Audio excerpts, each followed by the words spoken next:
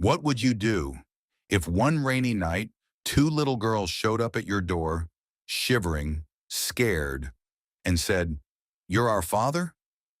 What if you had no children? No reason to believe them. No one waiting for you at home except the ghosts of your past? This is the story of Hank Taylor, a lonely mechanic in a small town whose quiet life was turned upside down by a knock on the door and a second chance he never asked for. It's a story about love that doesn't need blood to be real, about forgiveness, healing, and how the smallest acts of kindness can spark the biggest miracles. So if you believe in the beauty of redemption, in families built by love, not chance, you're in the right place. Before we begin, if you enjoy heartfelt, inspiring stories that stay with you long after the final page, consider subscribing, not just to follow this journey, but to be part of a community that believes in hope, second chances, and the kind of love that changes lives. Now, let me take you to Maple Creek, where the garage light is always on, and everything began with a single knock. A poor mechanic found twin girls sleeping outside his garage. They said, "You're our father." Maple Creek was the kind of town where time walked instead of ran. A two-pump gas station, a diner that still served meatloaf specials, and a handful of faces that hadn't changed in 20 years. The nights were especially quiet, and especially in November, when the trees stood bare like forgotten skeletons, and the wind hummed a lonely tune through the empty streets. Hank Taylor stood in the yellowed light of his garage, wiping grease from his hands with a rag that had long since given up trying to stay clean. The Taylor's Auto Repair sign above the bay door flickered with tired defiance against the sleet that had begun to fall. He looked at his watch. 9:47 p.m. Late for a man who had no one waiting at home.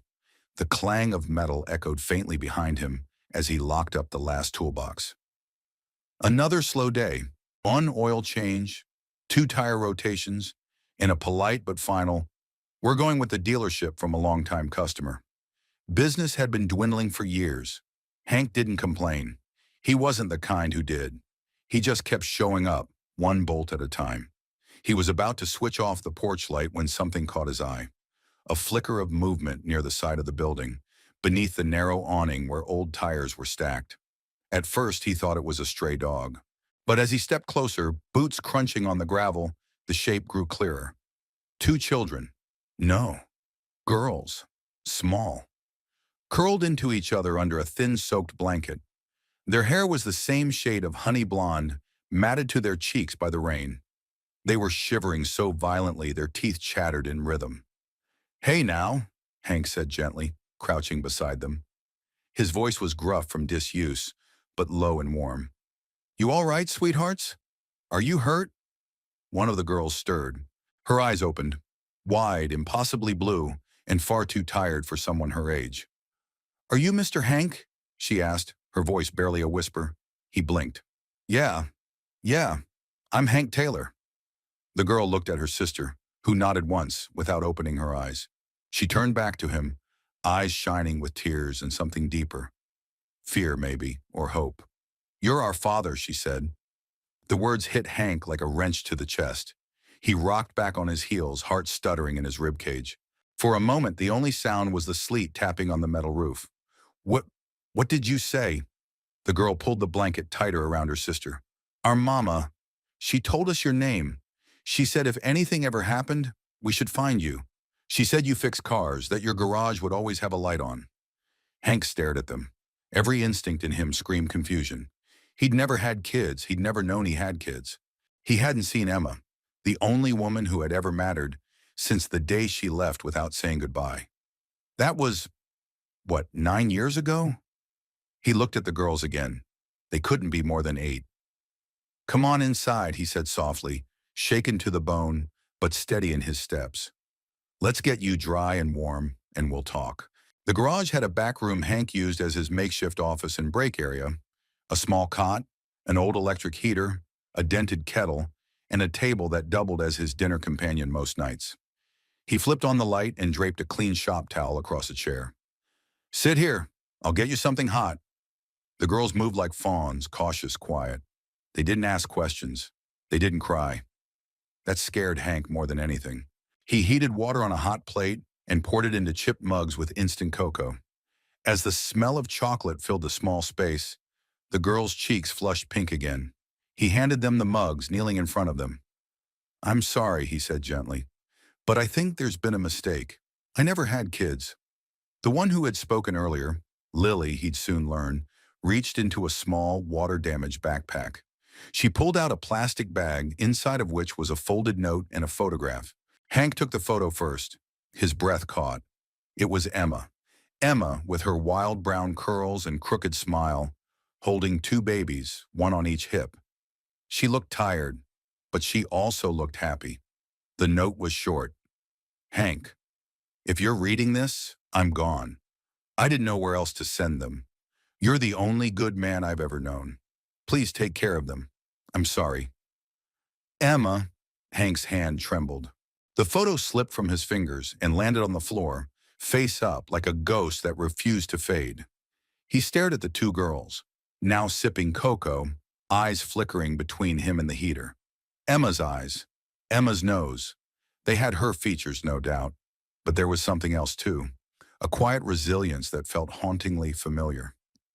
"Where have you been staying?" he asked, his voice rougher than before. "Bus station. Then someone told us about Maple Creek," Lily replied. "Mama said it was where you lived. We walked, slept in old places." Hank stood slowly, trying to process the impossible.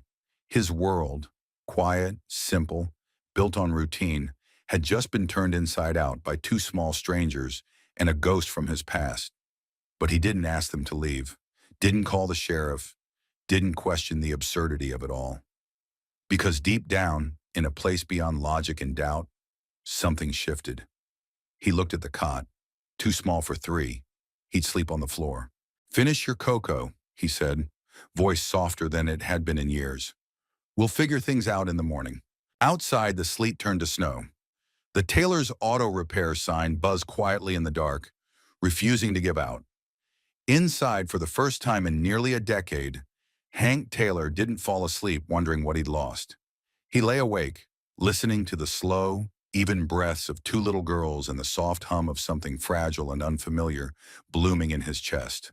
Hope. Morning in Maple Creek came quietly, with a sky the color of old cotton and the snow from the night before, lying soft and unbothered on the world. Inside the garage, Hank Taylor stirred from a restless sleep on the cold concrete floor, his back stiff and unforgiving. He sat up slowly, blinking against the gray light filtering through the high windows. For a moment, he thought maybe he'd dreamed it all. The girls, the photo, the letter.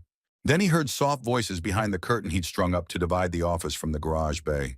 Children's voices, not a dream. He stood and stretched, joints cracking like old lumber, and pulled the curtain aside. Lily and her sister, he'd learned her name was June, were sitting cross-legged on the cot, still wrapped in the blankets he'd found the night before. They were playing some quiet game with bottle caps and an old bolt like it was the most natural thing in the world. June looked up and grinned. "You snore like a bear." Hank huffed a small laugh, rubbing the back of his neck. "Don't tell anyone. I've got a reputation." "You live here?" Lily asked, more curious than judgmental. "Sort of," he replied, making his way to the hot plate. "Not much need for a big house when it's just me. Garage is warm enough, and the coffee's not half bad." June wrinkled her nose. "Coffee is gross." "Agreed," Lily added. "You're not wrong," Hank said with a smile. "But I drink it anyway. Habit, I guess." The kettle hissed. As he poured the water and stirred the coffee, the silence between them thickened. He could feel the weight of unspoken things. Too many questions, not enough answers. He handed each girl a slice of bread with peanut butter and sat on the edge of the desk. "We need to talk," he said gently. "About last night. About your mama." The girls exchanged a glance. Lily's face shifted, cautious but calm. "She's gone," she said simply. "She got real sick. The hospital people tried, but she didn't wake up." Hank swallowed hard. He didn't know how to hold that kind of grief for children. He barely knew how to hold it for himself. "I'm sorry. She told us to find you," Lily continued. "Said your name was Hank Taylor, that you were good, that you'd know what to do." "Did she ever say why she picked me?" he asked carefully. Lily hesitated. "She said you used to love her, that you were going to be my daddy once. But something happened. Hank looked down at his coffee, suddenly tasting the bitterness. Something had happened, all right. Emma had left 9 years ago. Just left. No note, no goodbye, no forwarding address. One day she was folding his flannel shirts and laughing at his terrible singing, and the next she was gone.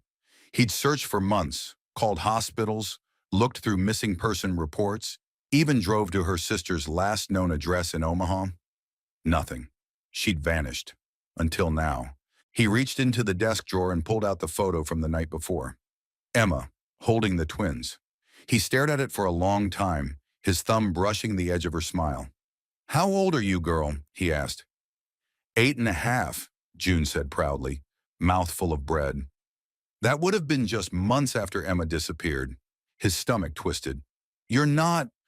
I don't think I'm your father," he said slowly, watching their faces. "Not biologically. Emma never told me she was pregnant." June looked confused, but Lily's face didn't change. "She said it didn't matter," Lily replied softly. "Said if something happened to her, you were still the one we should go to."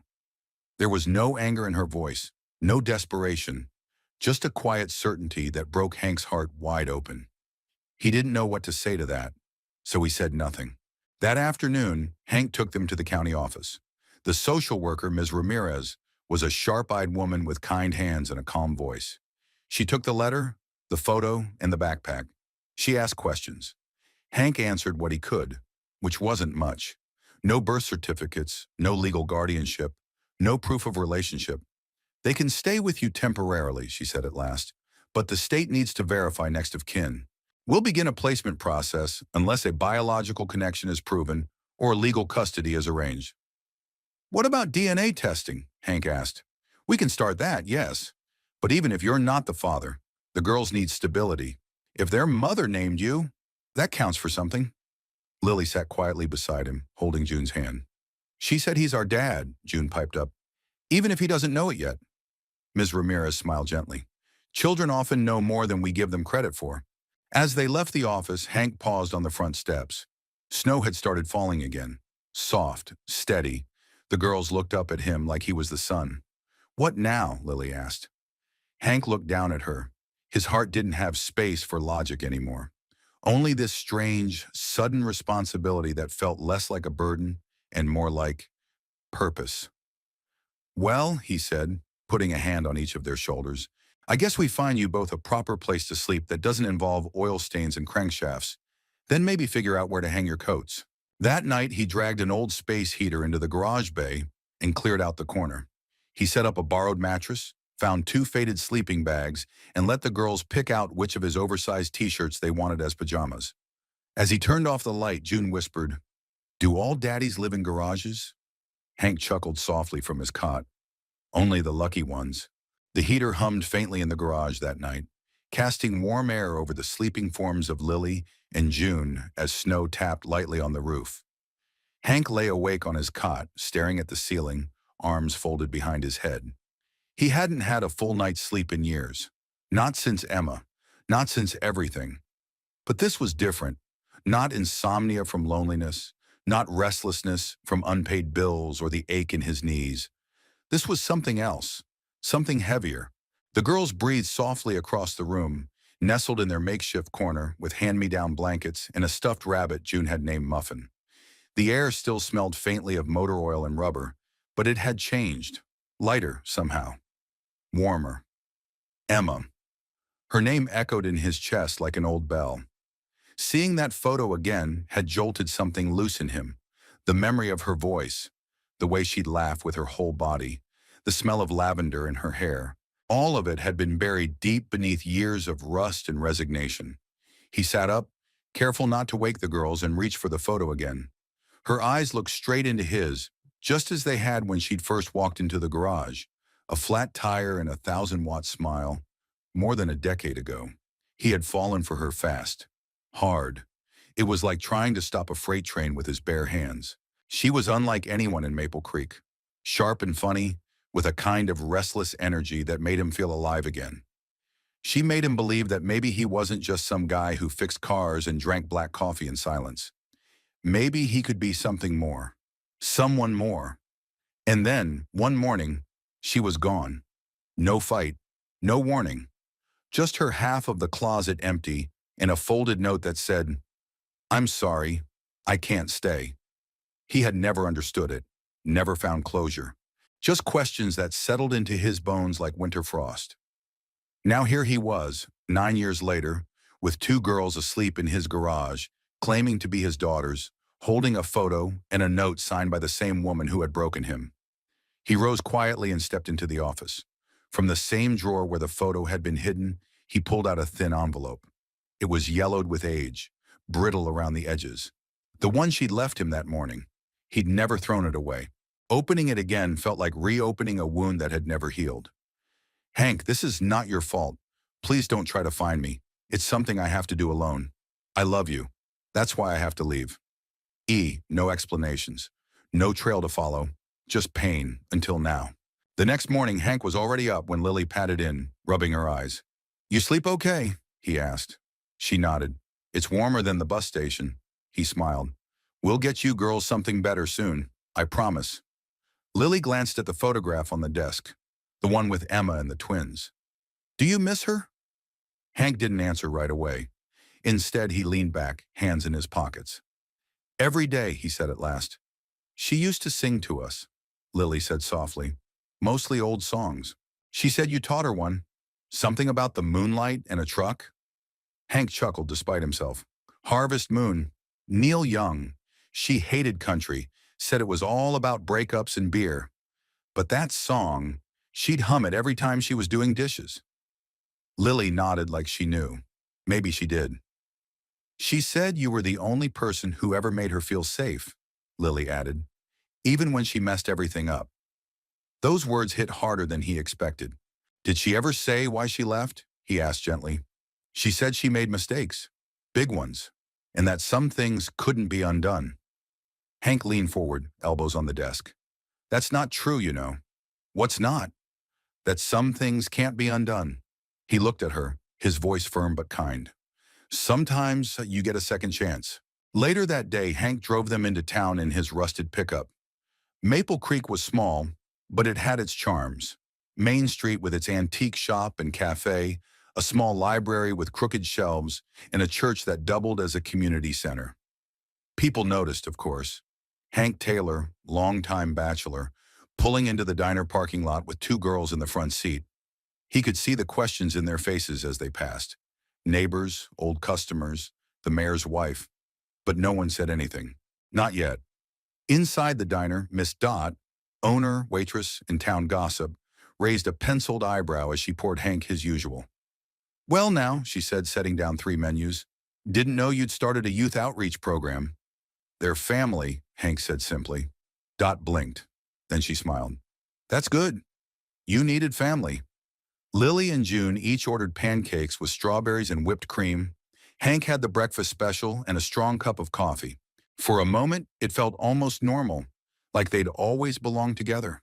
That afternoon, back at the garage, the girls found a box of old things Hank had nearly forgotten. Photo albums, knickknacks from the early days, and a cassette player that miraculously still worked. June popped in a tape and hit play. A familiar voice filled the room, raspy, melancholic.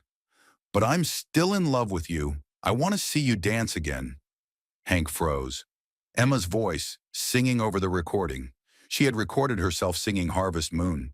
He'd forgotten all about it. He sat down heavily on the cot as her voice washed over him. And suddenly the years between them collapsed into that one melody. That one moment when love was still a promise, unbroken. The girls swayed along with the music, unaware they were stirring ghosts. But Hank didn't mind. Some ghosts deserved to be remembered. The following Monday brought more than just a layer of frost on the windshield. It brought paperwork. Hank stood in the county office again, wearing his best flannel shirt, freshly ironed for the first time in years, though it still smelled faintly of diesel and sawdust. Lily and June sat side by side on the stiff plastic chairs in the waiting area, kicking their feet in rhythm and whispering about which of them could make the receptionist smile first. Hank glanced at them and shook his head, a ghost of a smile tugging at the corner of his mouth. Across the desk, Miss Ramirez tapped her keyboard with quiet precision. Her eyes flicked to the screen, then back to Hank. "So," she said, folding her hands, "we've initiated the DNA test. That'll take a few weeks to process. In the meantime, we're treating this as an informal kinship placement." "Meaning?" Hank asked, brow furrowed. "Meaning the girls can stay with you for now. But until there's a formal guardianship or custody decision, you're not legally recognized as their parent. You're a safe harbor." He nodded slowly. "I can live with that." She leaned forward slightly. "Mr. Taylor, it's important you understand what this means. Medical decisions, school enrollment, even something as simple as a field trip permission slip. You won't be authorized." Hank shifted in his chair. "I get it, but they've got nowhere else to go." "And you're sure you want this?" He looked back through the glass window into the waiting room. June was braiding Lily's hair, tiny fingers working with the same concentration he used when rebuilding a carburetor. Their eyes were bright, voices light, as if they had no idea their lives were balancing on the edge of a system too big to understand. "I'm sure," he said. "Whatever they need, I'll figure it out." Miss Ramirez studied him for a beat longer than was comfortable. Then she nodded and pushed a thick stack of forms across the desk. "Start here." That night, after the girls were tucked in beneath a patched-up electric blanket and the garage bay was quiet again, Hank sat at the workbench, pen in hand, glasses sliding down his nose. The paperwork stretched into the second hour, but he didn't complain. He hadn't realized how many pieces of information were required to become someone's safe harbor. Employment history, medical background, personal references. His emergency contact line was left blank for a long time before he wrote down the name of Pastor Whitmore, a man who had once helped Hank fix a church van and later prayed with him after Emma left. He scribbled his signature on the last page just as the heater clicked on with a low groan. The warmth reached his knees, but the weight in his chest was something no thermostat could fix. He was scared, more scared than the day he'd buried his father. More than the time his truck rolled into a ditch in the middle of a January blizzard.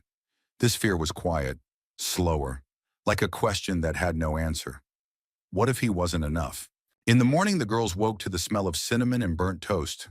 Hank had found a can of rolls at the back of the fridge, near expiration, and thought he'd try his hand at something special. June bit into hers and made a dramatic face. "Not bad, Mr. Hank," she said, mouthful. "Tastes like Christmas." Lily chewed thoughtfully. "It's kind of crunchy on the bottom." "That's how you know it's gourmet," Hank said, pouring milk into chip mugs. They ate together like it was a routine they'd had for years, not days. The familiarity was alarming in its comfort. After breakfast, Hank handed them each a small notebook. "What's this for?" June asked. "Your first official school assignment," Hank said. "You'll be enrolling next week. But until then, I figure we can do a little homeschooling. I want you to write a story." "About what?" Lily asked, suspicious. "About whatever you want. Could be a fairy tale. Could be about the worst breakfast ever served in a garage." June grinned. "That's easy." Lily bit her lip, serious. "Can I write about my mom?" Hank nodded. "Absolutely." Later that day, they visited the thrift store down on Jefferson Street.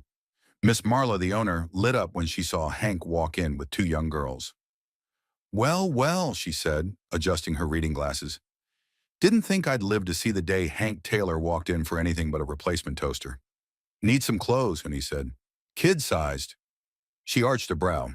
"You fostering?" "Sort of," he replied. "Long story." Marla looked at the girls, then at him, then back at the girls. She said nothing more, just waved them toward the racks and added, "Anything you need, you let me know. First round's on the house." "Marla, I can't—" "Don't argue," she said. "Just say thank you and pick out something with sequins before these girls think you've got no taste." June found a pink sweater with silver stars. Lily chose a denim jacket that made her look older than she was. "They're perfect," Hank said, and he meant it. That night, back in the garage, the girls worked on their stories while Hank cleaned out a corner to set up a proper table.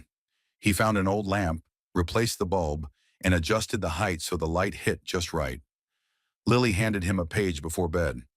"Can you read it?" He read it aloud, his voice trembling halfway through. "Once upon a time, there were two girls who lost everything. But then they found a place that smelled like oil and had a kind man who didn't talk much but made the best burnt toast. And even though he wasn't their real dad, he made them feel like they were finally home." Hank swallowed hard. I like happy endings, Lily said sleepily. Me too, Hank whispered. The garage smelled different now. It wasn't just the oil and rust and old coffee. It was something else, something new, something warm. It smelled like crayons and peanut butter, like secondhand fabric softener from the thrift store, like hope, clumsy, unexpected, and tender as a child's hand in your calloused one. Hank stood at the front of the garage, the morning sun slanting through the high windows, watching Lily and June sketch chalk drawings on the concrete just outside the bay door. June had drawn a lopsided cat with wheels. Lily was working on what appeared to be a spaceship made entirely of flowers. Both were barefoot despite the chill, hair tied up in messy ponytails, and laughing so hard they nearly fell over. They didn't look like girls who'd lost a mother. They looked like they belonged, and the town was starting to notice. It started with the deliveries. The first was a brown paper bag left on the garage steps. Inside were 3 grilled cheese sandwiches, still warm, and a napkin with a smiley face drawn in black marker. No name, no note. The next day, it was a bundle of coloring books and 2 brand new toothbrushes in a pink ribbon. Then a box of canned soup and boxes of macaroni with a card that read, "Kids get hungry. Call if you need more. Dottie Erarth the Diner." By the end of the week, there was a small pile beside the tool shelf. Winter coats, mittens, school supplies, a pair of sparkly purple rain boots. Hank didn't ask for any of it. He didn't need to. Maple Creek had always been the kind of place where folks waved at passing trucks, where the postman knew your dog's name, and where gossip traveled faster than truth. But it was also a place where kindness quietly did its work. Still, not everyone was on board. On Saturday, Hank took the girls to the town's library, a 2-room brick building nestled beside the church, where Mrs. Whitley, the town's only librarian and unofficial moral compass, reigned from behind her oak desk like a benevolent queen. Mrs. Whitley was in her 70s, wore her hair in a tight silver bun, and spoke with the finality of someone who'd seen enough of the world to recognize trouble from 10 paces. She watched as Lily and June browsed the children's section, giggling at the Dr. Seuss shelf. Then she turned her eyes on Hank. "You're playing with fire, Hank Taylor." He stiffened. "Ma'am? Children don't belong in garages. They belong in homes, with mothers, with fathers who don't disappear when it gets hard." Her words landed sharper than she knew. "I'm doing the best I can," he said quietly. Mrs. Whitley studied him, and something in her stern face softened. "I know you are, but love alone won't keep them safe. Make sure you're not trying to fix what can't be fixed. You're a good man, but good intentions have their limits." Hank didn't argue. He knew the truth in her words. Still, as he watched June proudly hand over her new library card and Lily tuck her chosen books under one arm like prized possessions, he couldn't help but think, maybe good intentions were exactly what this broken world needed more of. Later that evening, the girls helped him clean out the old garage closet. It had once held spare parts and forgotten tools, but Hank had decided it would make a decent space for a reading nook. June sat cross-legged, blowing dust off a box labeled keepsakes. "What's in here?" "Old stuff," Hank said, brushing off his hands. "Mostly junk." Lily opened the box gently. Inside were photos, black and white snapshots of Hank as a boy, a Polaroid of his dad holding up a fish, and, near the bottom, a wrinkled birthday card signed, "Love always, Emma." Lily studied it. She really did love you. He looked over her shoulder, heart tightening. "I think she did." June held up a tiny plastic toy truck. "Can I keep this?" "Sure," he said, throat dry. The girls arranged their new reading corner with pillows, a small lamp, and the cardboard box turned sideways as a bookshelf. When it was done, Lily stood back and nodded. "Perfect." And for a moment, it was. That night, Hank was closing up the shop when a familiar voice called his name. "Taylor!" He turned to see Pastor Whitmore walking up the gravel path, wind tugging at his coat. Tall and lean with a trimmed beard and worn leather Bible under one arm, the pastor had been Hank's quiet friend for years. Someone who didn't press, didn't pry, just showed up when it mattered. "I hear your quiet garage got a little louder lately," Whitmore said with a smile. "You could say that." "Sucker." The pastor studied him for a moment. "You all right?" "I don't know," Hank admitted. I keep wondering if I'm doing this right, if I'm giving them enough, if I'm going to mess this up. You will, Whitmore said without hesitation. We all do. Hank raised an eyebrow. But what matters is you're showing up, the pastor continued. Every morning, every night, you're giving them safety. That's more than most kids get. He looked out toward the darkened town. And Hank, he added, voice quiet, don't underestimate what God can build with a heart that stays open. Later, Hank stood alone in the garage, watching the moonlight filter in through the high windows, casting a soft glow on the reading nook, the chalk drawings still visible on the floor, the twin sleeping forms under their patchwork blanket. It wasn't the life he'd imagined, but maybe it was the life he was meant for.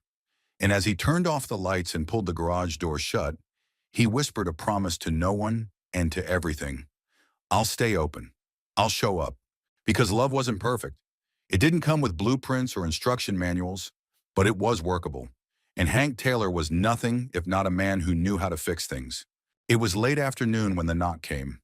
Hank was under a pickup truck, socket wrench in hand, grease on his knuckles, the sounds of Lily and June giggling in the distance as they argued over whose paper airplane could fly farther. The cold November air slipped in through the open bay doors, but the heater fought back bravely, humming like an old friend. He almost didn't hear it at first, a quiet, hesitant knock on the side door that led to the office. 3 taps, soft, measured. Not the sheriff, not a customer. Something about it made him pause. He slid out from under the truck and wiped his hands on a rag as he made his way to the door. He opened it slowly, and there she was, Emma. The years had changed her, but not so much that he didn't recognize her instantly. The wild curls were shorter now, streaked with gray near her temples. Her face was thinner, paler, and the eyes that once laughed so easily were shadowed with something far heavier than time. For a second, neither of them spoke. Then she whispered, Hey, Hank. His breath left him in a sharp exhale. Emma. I didn't know where else to go, she said. Her voice was raspy, thinner than he remembered. Her coat was too big, the scarf at her throat worn and unraveling at the edges. He opened the door wider. They sat in the office, silence between them like static. The girls were still outside, oblivious to the earthquake quietly rumbling inside. I thought you were dead, Hank said quietly. Emma looked down at her hands, fingers knotted together. I almost was. He waited. She closed her eyes, took a breath. After I left, I thought I was doing the right thing. I didn't want to hold you back. I didn't want to bring my mess into your life. And then I found out I was pregnant. Hank blinked. But the girls, not mine, she said softly. They're my sisters. Anna. You never met her. She was living in Florida. Got mixed up with a guy who turned out bad. Really bad. Emma's voice cracked. When Anna passed, the girls had no one. So I took them. I tried to give them a life. But I wasn't doing great myself. Barely scraping by. Working night shifts, moving from one cheap place to another. She looked up at him, and for the first time since she arrived, he saw the truth written deep in her eyes.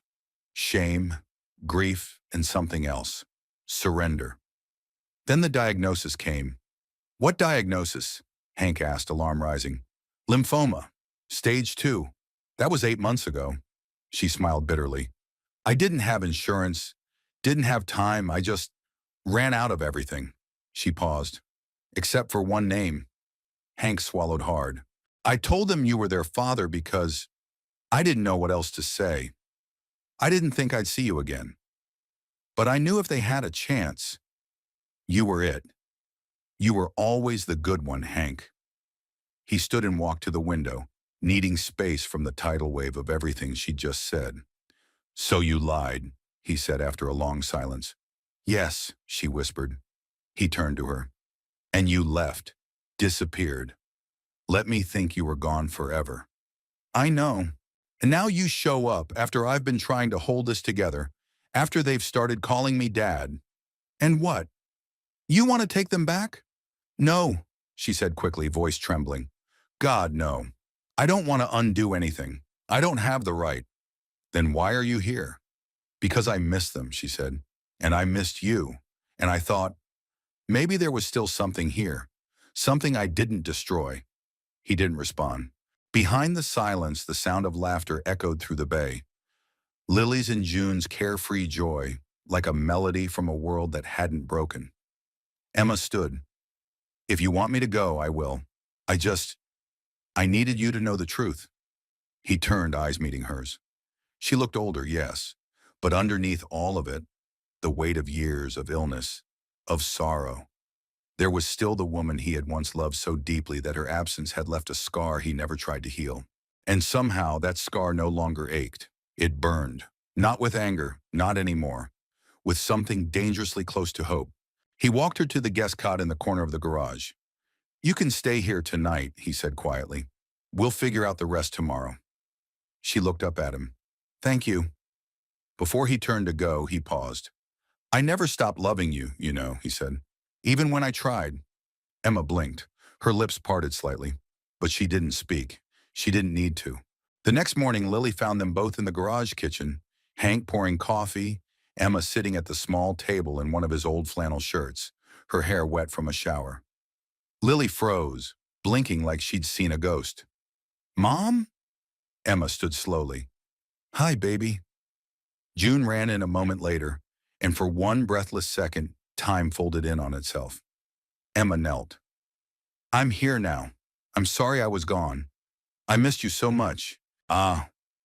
The girls rushed into her arms, tears and smiles and confusion mixing in a chaotic bundle of emotion too big for their small bodies. Hank stood to the side, heart swelling and cracking all at once. Later that day, he stood beside Emma as they watched the girls play hopscotch in the parking lot, giggling with reckless joy. I don't deserve this, she said softly. Neither do I, he replied. But here we are. She looked at him. You could have turned them away. You could have turned me away. He gave a small shrug. The door was never locked. And for the first time since she'd walked back into his life, Emma let herself cry. Not from sorrow, but from the quiet, painful grace of being forgiven. By the end of the week, the rhythm of the garage had changed again. Emma, though pale and easily tired, had begun to move with quiet purpose, folding laundry, sweeping corners Hank hadn't touched in years, helping the girls with their homework in the evenings. She didn't speak often about her illness, but the signs were there.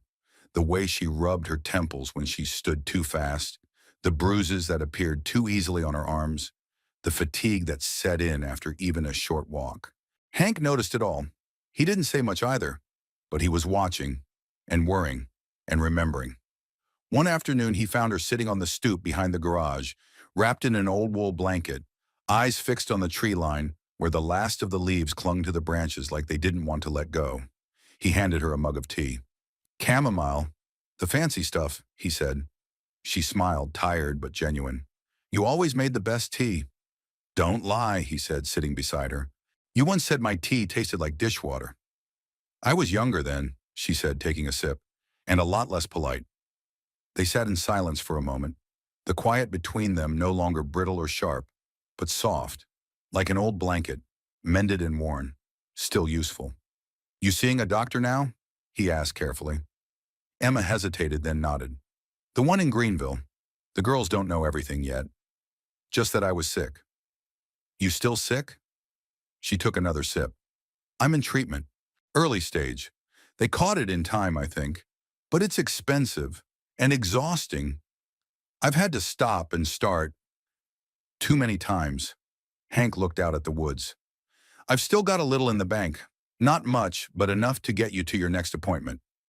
She looked over, startled. I can't take your money. Didn't ask if you would, he said simply. Just said it's there. Her eyes welled, but she blinked fast, swallowing the emotion. You never changed, she said. I did, he replied. I just got quieter about it. Later that evening, Emma helped June build a volcano for science class using baking soda, vinegar, and way too much food coloring. The eruption sent red foam spilling over the counter, and the girls screamed with laughter. Hank watched from the doorway, arms crossed, a smile tugging at the edge of his mouth. Emma looked up, flushed and laughing, a red streak on her cheek. We're learning. It's messy. It always is, Hank said. The next day, Emma and Hank drove to the clinic in Greenville. A quiet hour on winding roads lined with winter-naked trees. The girls stayed with Miss Dodd at the diner, where they got spoiled with pancakes and chocolate milk, while Hank and Emma sat in a waiting room painted in pale blues and too many motivational posters. The nurse called Emma's name. She stood, then turned back. "You don't have to wait. I'm not going anywhere," he said. She nodded once, then disappeared behind the door. While he waited, Hank read a pamphlet on treatment options and another on support for caregivers. The word caught him, caregiver, like it didn't belong to him. But the more he thought about it, the more it felt right. He was giving care in every way he knew how, and it was changing him. They drove home in silence for the first few miles. Emma was pale again, visibly drained. "You okay?" he asked. She nodded. "The doctor said the chemo's working, slowly, but it's working." "That's good." He asked if I had a support system, someone to help. She looked over at him. "I told him I did." They were quiet again. Then she said softly, "You could have hated me, Hank. You probably should have." "Maybe," he said, "but hating you never made sense. Loving you did." She turned to the window, blinking fast. That night, Hank found Lily in the reading nook, scribbling in her notebook. "What are you working on?" he asked. "A story," she said, "about how love can be like fixing a car." He raised a brow. "That's so?" "Yeah," she said seriously. "Like sometimes you think it's broken, but really it just needs someone to care enough to try." Hank sat beside her, quiet for a long time. "That's a pretty smart story," he said. She shrugged. "You fix stuff. Mom used to break stuff. I write about it so I don't feel so weird." "You're not weird, sweetheart. You're brave." She smiled but didn't look up. Days turned into a week. Then two.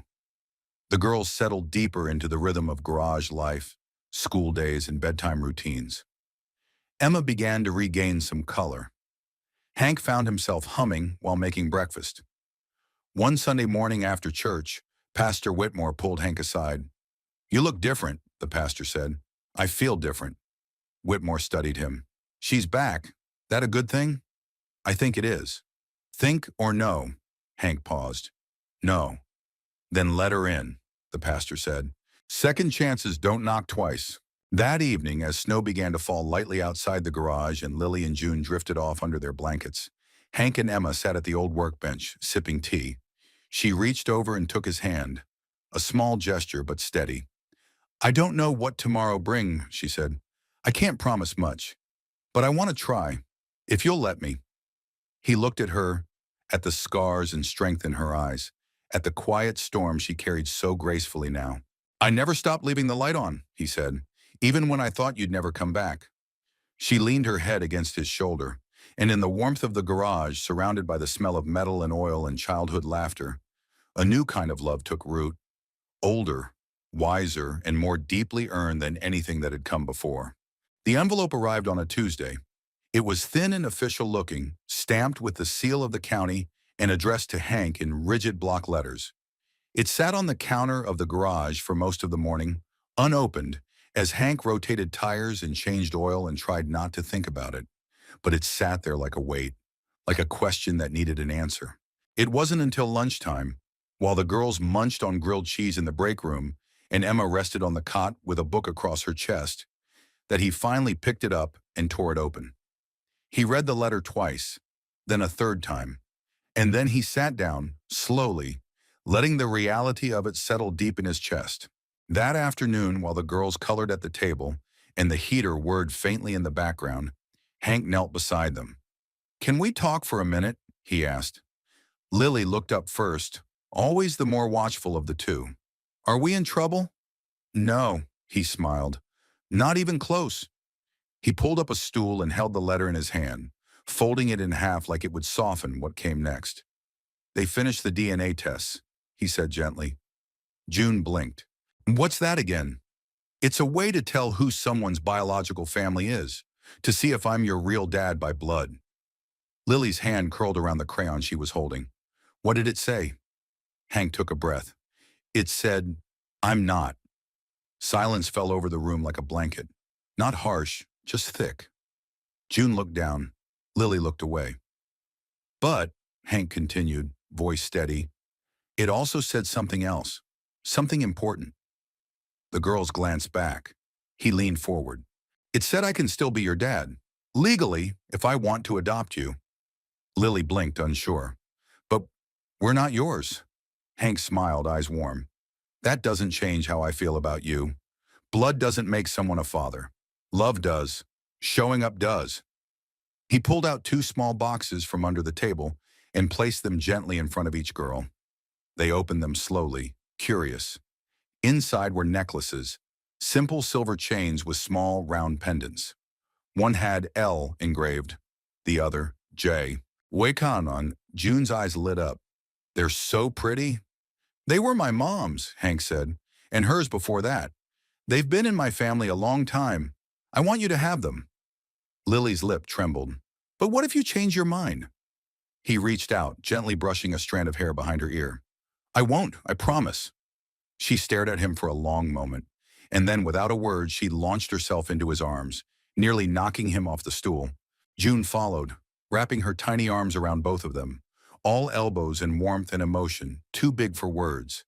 They stayed like that for a long time, and when Emma walked in and saw them, her daughters and the man who had chosen to love them, without condition, she quietly turned back around and let the moment hold its own. A week later, Hank stood before the judge in a small, wood-paneled courtroom with a nervous knot in his chest and the girls gripping either side of his hands. Emma sat behind them, cheeks flushed, hands clasped tightly in her lap. The judge, a woman in her 60s with kind eyes and a firm voice, looked over the paperwork. Mr. Taylor, she said, adjusting her glasses, you understand that adoption is permanent. You'll have the same legal responsibilities as any biological parent. Are you prepared for that? Yes, ma'am, Hank replied. Do you wish to proceed? Hank looked down at Lily and June. They stared up at him, eyes wide and hopeful. I do, he said. And girls, the judge turned to them with a gentle smile. Do you want Mr. Taylor to be your father? June didn't hesitate. He already is. The courtroom chuckled softly. The judge smiled wider. Well then, she said, signing the paper with a practiced stroke. As of today, Lily and June are officially Lily and June Taylor. Emma let out a breath she hadn't realized she was holding. The girls squealed and threw their arms around Hank, who knelt down to hold them close. In the quiet celebration that followed, with the courthouse clerk handing out lollipops and a bailiff taking a photo on Hank's old flip phone, Emma walked up to him and placed her hand gently on his arm. You didn't have to do this, she whispered. I know, he said. That's why it matters. That evening, back at the garage, they celebrated the only way they knew how, with pizza from Sal's, sparkling apple cider, and a chocolate cake from Miss Dot that looked like it had been frosted by a blindfolded child and loved all the more for it. Emma sat at the corner of the workbench, watching the scene unfold. Hank was helping June glue googly eyes onto a cardboard robot. Lily was writing Taylor Girls Rule in glitter on a poster board. The garage echoed with laughter. When Hank finally joined her, sitting down with a slice of pizza in hand, she turned to him. I don't know how to thank you, she said. You don't need to, but I want to. He took a bite, chewed thoughtfully. All right, then promise me one thing. Anything. Don't run again. She looked at him, startled. I won't, I swear. Good. He reached into his shirt pocket and pulled out a small envelope. Because I've been holding on to this. She opened it. Inside was the note she had left all those years ago, folded carefully, corners worn from being opened too many times. Emma blinked back tears. You kept this? I read it more times than I care to admit, trying to understand. She looked down at it and then back at him. Do you understand now? I don't think I need to anymore, he said. We've got a new chapter now, a better one. He took her hand, fingers intertwining with hers. Let's write it together. Outside, snow began to fall again, soft and slow, covering the oil-stained driveway and the chalk drawings from days ago. Inside the garage, under the warm hum of the heater and the golden light overhead, a family celebrated not what they had lost, but what they had chosen. And love, steady, unflashy, enduring, wrapped around them like a second skin. Spring didn't arrive all at once in Maple Creek. It crept in quietly, softening the frost-bitten earth and coaxing daffodils from the edge of the gravel lot behind Hank's garage. The snowmelt trickled down from the hills, and for the first time in months, The air no longer carried the scent of wood smoke in winter, but of new beginnings, wet soil, motor oil, and something like hope. Inside the garage, things were changing too. The workbench had been cleared of its usual clutter, replaced with hand-drawn artwork from Lily and June. A smiling truck with flowers growing from the tailpipe, a stick figure family standing in front of Taylor's Auto and Heart Repair, and a colorful sign that read, "Girls Welcome Here." Business was picking up again, slowly but surely. Word had spread, partly from Miss Dott's diner, partly from Emma's quiet persistence, that Hank Taylor was back, with a steadier hand and a heart even more generous than before. Some came for repairs, others just came to talk, and some came for what couldn't be fixed with tools.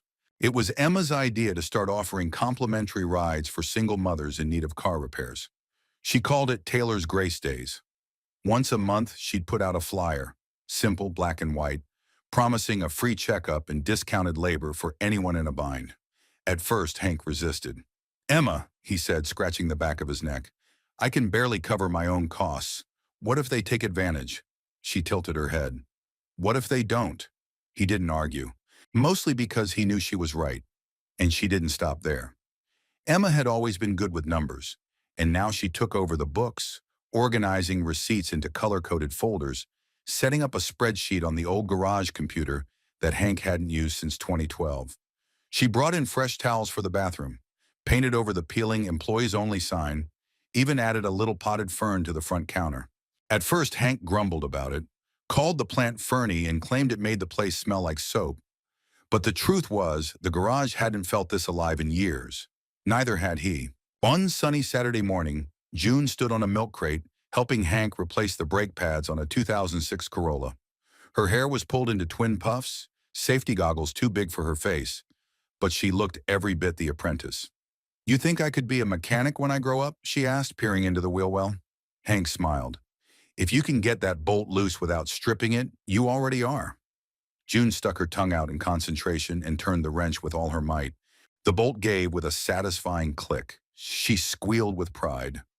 Lily, meanwhile, was in the office with Emma, cataloging parts and filing invoices, like she'd been born with a clipboard in her hand. She had her mother's sense of order, Hank thought, and his knack for noticing the small things that mattered. Later that day, when the girls had gone inside for their usual post-lunch reading time, Emma stood beside Hank in the garage bay, arms crossed, watching the wind stir dust across the floor. "It's different now," she said. "What is?" "This place. You. Us." He looked around.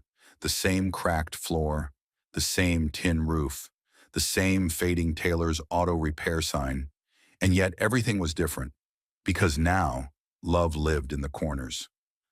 "I think it's the best it's ever been," he said. But healing wasn't just in the building, it was in the people too. Emma's hair had started to grow back, soft curls returning at her temples, just a hint of the wildness he remembered. Her cheeks had more color, her voice more strength. She still had rough days. Mornings where the nausea lingered too long, afternoons when fatigue stole her breath. But she smiled more, laughed easier, held Hank's hand like she meant it. And Hank, who once thought his life was winding down like a rusted engine, was learning to believe in forward motion again. One evening after the girls had gone to bed, he found Emma sitting under the string lights they'd hung outside the garage, wrapped in a blanket, a steaming mug in her hands. He joined her without a word. They sat in the quiet for a while, listening to the sounds of spring, crickets, distant wind chimes, the occasional bark of a neighbor's dog. "I used to think I was too broken to come back," Emma said softly. He glanced over at her. "I thought I'd ruined every chance I had at being a mother, at being a partner, at being whole." "You didn't ruin anything," he said. "I walked away. And then you walked back." She looked at him, eyes shimmering in the low light. "Do you forgive me?" He didn't answer with words. Instead, he reached into his coat pocket and pulled out a small silver key. "This used to be for the front door of my house," he said. "But I figured maybe it should open something new." She stared at it, then took it, her fingers brushing his. "Hank, I don't know what the future looks like," he said, voice low. "But I want you in it. And the girls, I want this. For real this time." She nodded, tears slipping down her cheeks. "Then let's build it together." The next morning, the girls found a new sign hanging beside the old one. Still hand-painted, a little crooked, but lovingly done. Taylor Family Garage, auto repair, and second chances. They stood in the sunlight, arms around each other, reading the words over and over. "Do you think people will come?" June asked. Hank put a hand on her shoulder. "They already are." And as the doorbell jingled from the front counter and the familiar clang of a socket wrench echoed in the bay, the garage breathed in its new life, full of joy, full of noise, full of family. And in that moment, for the first time in a long time, Hank Taylor didn't just feel like a man fixing cars. He felt like a man who had finally found home. It was a Thursday morning, the kind where the sun filtered through the clouds like an old photograph. Golden, familiar, and slightly faded. Hank was adjusting the lift under a battered Ford pickup when the garage bell jingled. He wiped his hands on a rag and walked toward the front. A man stood just inside the doorway. Early 40s, tall, wiry, leather jacket, sunburned skin, and the nervous energy of someone who didn't belong but wasn't ready to admit it. He removed his cap as Hank approached, revealing dark hair streaked with gray and eyes that didn't quite know where to land. "Can I help you?" Hank asked, tone polite but guarded. The man hesitated. "Yeah, I'm looking for someone. Emma." The name fell heavy between them, like the sound of a dropped wrench in a quiet room. "She here?" the man asked. Hank's shoulders squared. "Who's asking?" The man looked down at the floor, then back up. "Name's Caleb." The name struck something in Hank's memory, faint and distant. He stepped closer. "Caleb. Caleb Rivers. Anna's ex." And just like that, the air shifted. Anna, Emma's sister, the girl's mother. Caleb. Emma stood at the doorway of the office, holding a coffee mug, her face pale. "Caleb?" she said, voice barely above a whisper. He turned quickly. "Em." She stared at him. Then slowly, she stepped forward. "You shouldn't be here." "I know," he said quickly, hands raised. I needed to see them." Hank's eyes narrowed. "The girls?" Caleb nodded. "They're mine." Emma let out a sharp breath. "You don't get to say that." "I am their father." You were their father," she said, jaw tight. "Before the drugs. Before the nights you left them hungry. Before Anna took them and ran." Caleb winced. "I know what I did. I know what I didn't do. But I'm clean now. 2 years. I've got a job. A place. I want to see them." Hank stepped between them slightly. "Why now?" Caleb's voice cracked. "Because they deserve to know I'm trying." Emma folded her arms, eyes flashing. "You think showing up with a fresh haircut and a story makes up for everything?" "No," he said, "but it's something." That night, Hank and Emma sat on the porch behind the garage, the girls asleep inside, unaware that their world had been tilted at the edges. "He's not wrong," Emma said, arms wrapped tightly around herself. Hank looked at her. "He is their father," she continued. "I may hate what he did, but I can't erase him." "You don't owe him anything," Hank said. Emma nodded. "I know, but they deserve the truth. And maybe he deserves a chance to prove he's not the same man." Hank exhaled slowly. "I don't like it." "Neither do I," she said. "But this isn't about us." She turned to him, eyes searching. "Would it be okay if he saw them? Just once. Supervised." Hank looked away, heart tight. "I'll talk to the lawyer tomorrow," she added quickly. "Make sure it's safe, legal, controlled." He nodded once. "One time, here, with me." The meeting happened 2 days later, in the back lot behind the garage. It was a quiet afternoon, and the sun was warm against the concrete. Emma sat on the steps nearby, watching. Hank stood at a distance, arms folded. Caleb arrived in a worn button-up shirt, holding a small paper bag. The girls were confused at first. Lily furrowed her brow. June clung to Hank's hand. "Who's that?" Lily asked. Emma walked over and knelt beside them. "That's Caleb. He's your biological father." Lily blinked.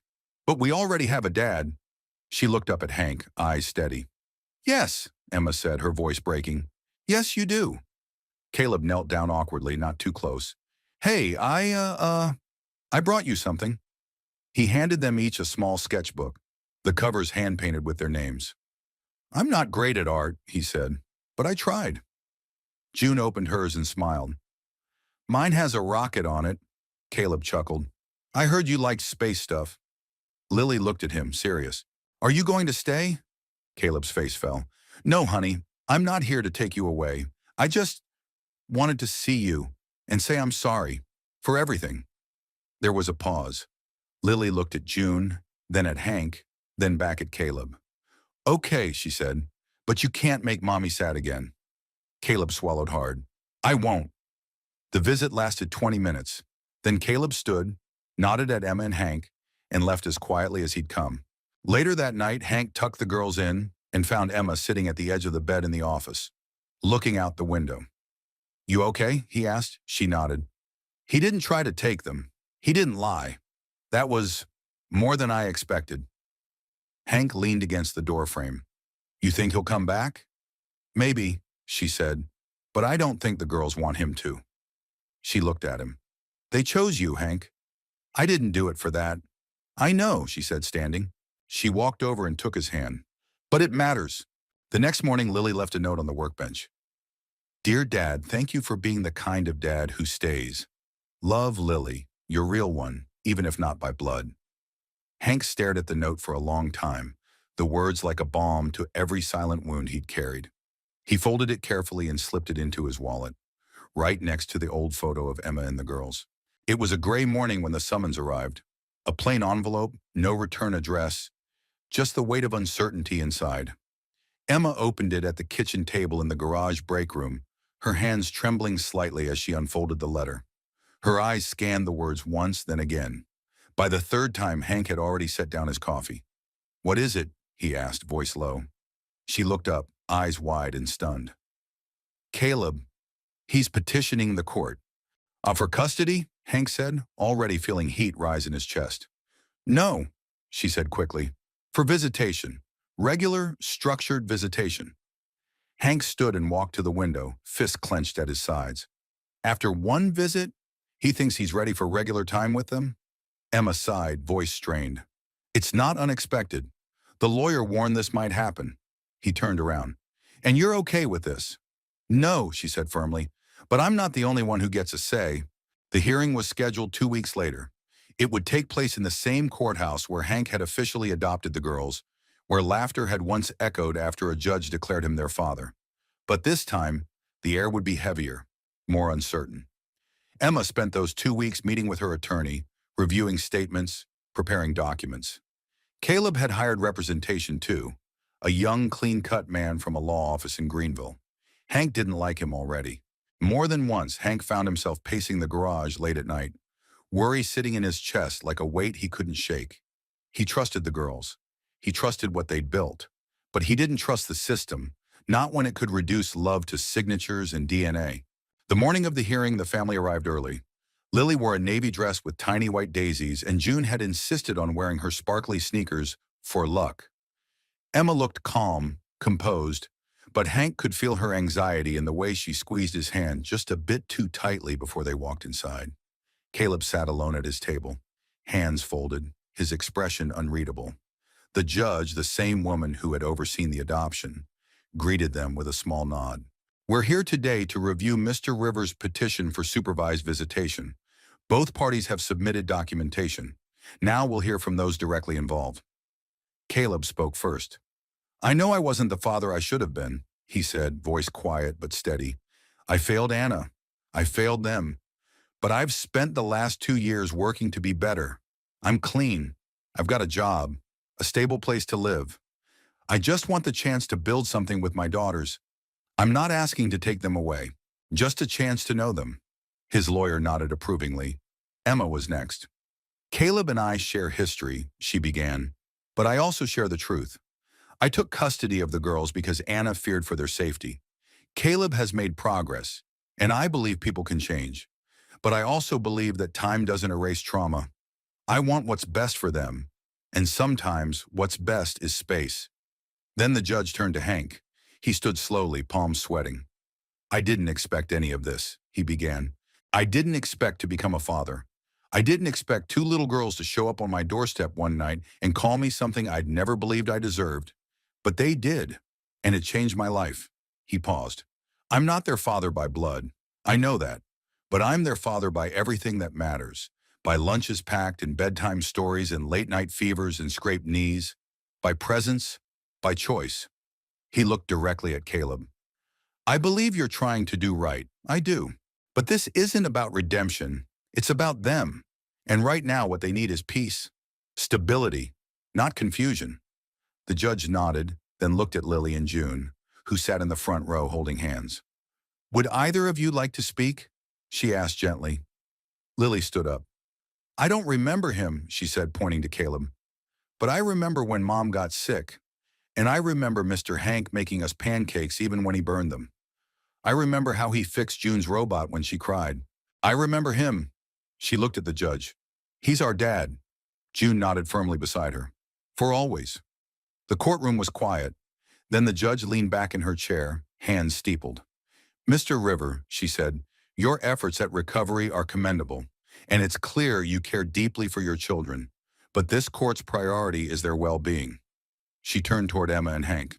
Given the girls' clear attachment, the legal adoption, and the testimony provided, I see no benefit in court-ordered visitation at this time. Petition is denied. Caleb bowed his head. There were no outbursts, no protests, just silence. And then something unexpected happened. Caleb stood, turned toward Hank, and extended his hand. I get it, he said. They're yours now. But if someday they want to know me, really know me, I hope you'll let them. Hank studied him for a moment, then shook his hand.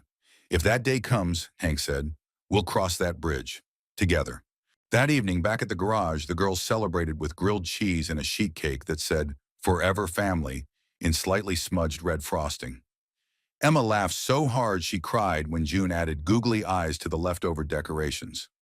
Later, when the dishes were cleared and the girls were curled up asleep in their nook, Hank stepped outside into the cool night air. Emma joined him a few minutes later, her arms wrapped in a blanket. They're safe, she said. They always were, he replied. They just didn't know it yet. She smiled at him, warm and soft. You're not just their anchor, Hank. You're mine too. He slipped his arm around her shoulders, pulling her close. No matter what comes next, he whispered, we've got this. And under the wide sky of Maple Creek, love stood taller than bloodlines, stronger than the past. Because love, real love, was never an accident. It was a decision, made daily, lived fully, chosen again and again. The garage sparkled in the spring sunshine like it hadn't in years. A long string of hand-cut paper flags fluttered from the bay doors, their edges dancing in the breeze. A folding table was covered in mismatched tablecloths, balancing trays of deviled eggs, lemon bars, and a potato salad so generous in size it needed its own zip code. Miss Dot had brought her famous peach cobbler. Pastor Whitmore arrived with 2 gallons of homemade sweet tea and a guitar slung over his shoulder. Even Mrs. Whitley from the library showed up, armed with books and a cautious smile. It was Lily and June's 9th birthday, but it was more than that.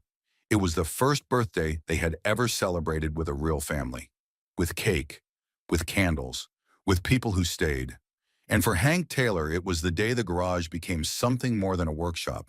It became a home, for good. The idea had started small, like all the best ones do. Emma had been flipping through an old photo album with the girls one afternoon when June asked if they'd ever had a party, a real one, with friends and music and hats. Emma blinked. Then she looked at Hank, who was elbow deep in a transmission, and asked, what would it take to turn this place into a celebration?